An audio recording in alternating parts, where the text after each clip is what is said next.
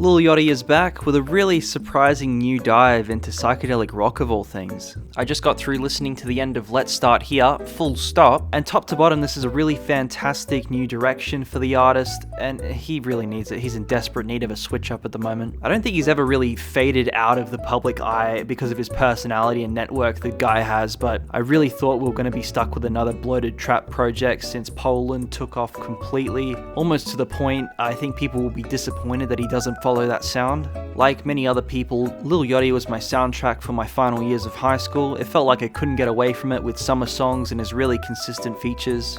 There have always been tinges of Yachty wanting to break out of his original style, but really failed to have anything stick. I also have Lil Boat on vinyl. No reason to bring this up, I just wanted to show it off. Yachty is the definition of style over substance. You never really hear anyone talking about anything specific in these songs, just really the entire vibe he builds around him can forgive some lacking vocal performances or lyrics. There are very few times that he's slipped up, at least until the Teenage Emotions incident. She my stepsister, so I guess that's incest. The cover art is amazing. The AI art on Just the Faces is really something I've only ever seen on Lil Uzi's red and white tape. It's interesting, and cover art is really important for me to really stick with it. It gives me something to latch onto. Seeing the faces contort and bend on the website store, it's really doing it for me. The project starts immediately promising with the first track, Black Seminole, punching you in the face with its new style.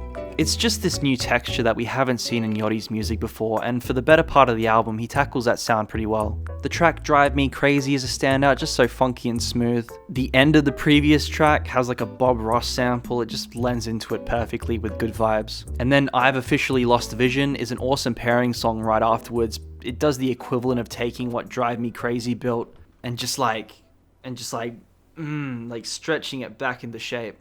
Psychedelic rock for me normally is a little bit too self-indulgent for my taste to listen to casually. I honestly don't think I would have listened to this if Yachty's name wasn't on the project. On that note, I'm really surprised that this wasn't released under a different name, sort of like Young Lean and Jonathan Lean Duo 96. I think some of the more stubborn fans of the genre will flat out denounce it because of the Lil in his name. I can't believe we're still doing that. Back to front, it's really consistent to Yachty's credit. I think he really did want a seamless listening experience throughout. Seeing the teaser video for this he released the day before, he really is going for that laid back vibe.